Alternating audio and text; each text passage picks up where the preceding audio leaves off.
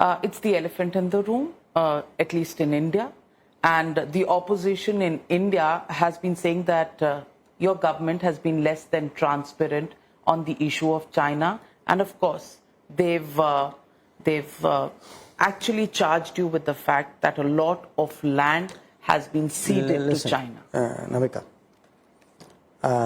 first of all, whatever has happened in the last 3 years,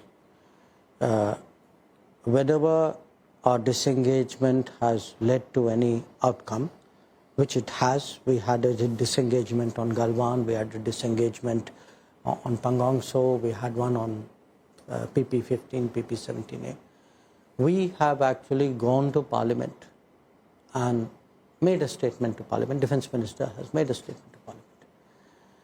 Now, obviously, when there is a live military situation, no government is going to put out, where the troops are deployed, in what numbers they are deployed, etc., unless you are wanting to help the other side, which I hope none of us do. Now, I want you to contrast this, okay? And I'll take you a little bit down memory lane. In 1986, there was a Chinese intrusion in a place called Sumdurongchu, okay? This became a big issue because the army chief at that time, General Sundarji, initiated a counter-response, and it took us from 1986 till 1995, 9 years to negotiate it. We finally got an outcome in 1995. Now, I'm not saying it will take us 9 years, but I want you to appreciate, even today, what was negotiated, what the outcome was, who moved back, which post, how much, is not public. Okay? And that's the problem, not public. No, because at that time, people people did not play politics with it.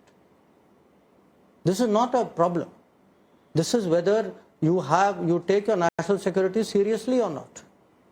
If you feel national security is a football to be kicked around for politics, by all means. But if you actually take national security seriously and say, okay, there is a serious situation, if the defense minister tells us that, look, this is what is happening, he gives us, in this case, adequately effective, credible explanation of what happened, you accept it as part of our responsible democracy. So I want you to contrast. We have, every time actually a negotiation has gone somewhere, we have actually come to Parliament and said this is what has happened.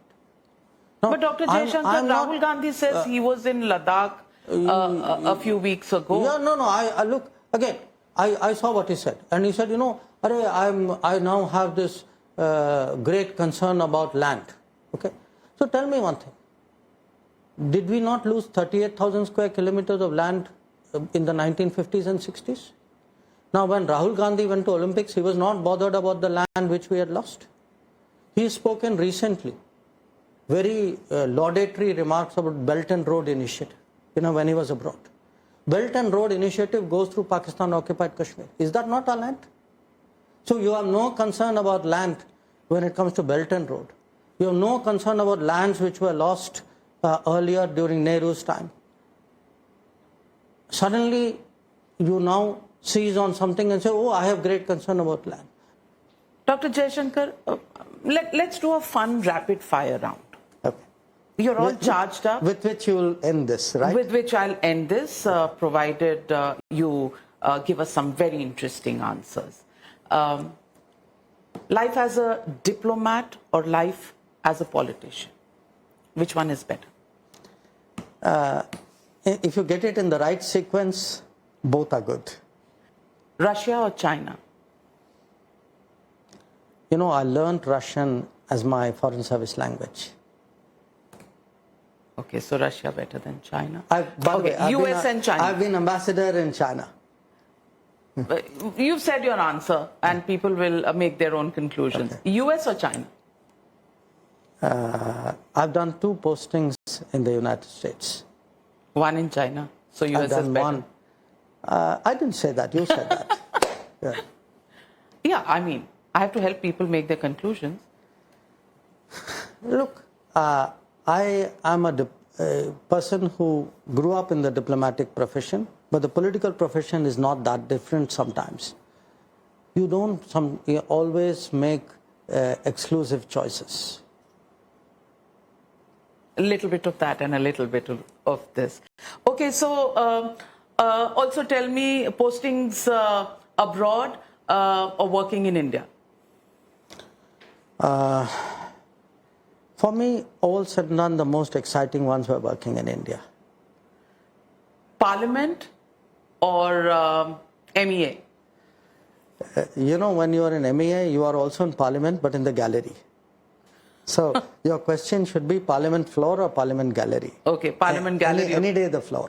The floor? Yeah, of course. So are you a quintessential politician now? No, I'm not. I'm someone who fairly late in life have come upon a new calling, and I'm learning on the job.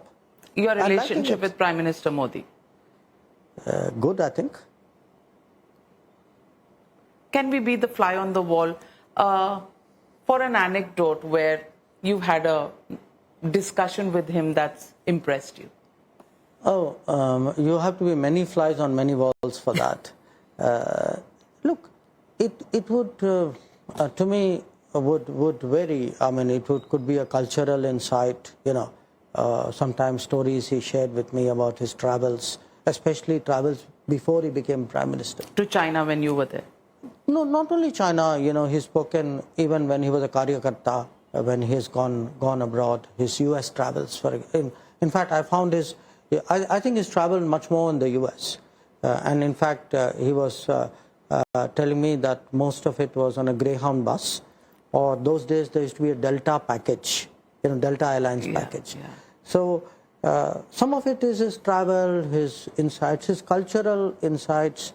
A lot of it is, I find he's a very technology, no, not just savvy, because I'm not, you know, but it's the one part of it is people are technology savvy, but one part of it is people are technology strategy. I mean, where does technology fit into the day-to-day benefit for people? No, and where the country is going, you know. I mean, I heard him talk about, say, green hydrogen, electric mobility, at a time when it was not common in India for people to prioritize that. So, very much a futuristic person. Okay. And your choice between Rahul Gandhi, Mamata Banerjee, Nitish Kumar, Sharad Pawar, Akhilesh Yadav. This is where the rapid fire runs out of ammunition. So thank you very much. So you have no choices among these? Super. Fun interview with you, some serious conversations, and I liked that the MEA and diplomat stiffness also came off a few times. Enjoyable. I hope viewers enjoy it, and I hope you enjoyed it, Dr. Jaishankar.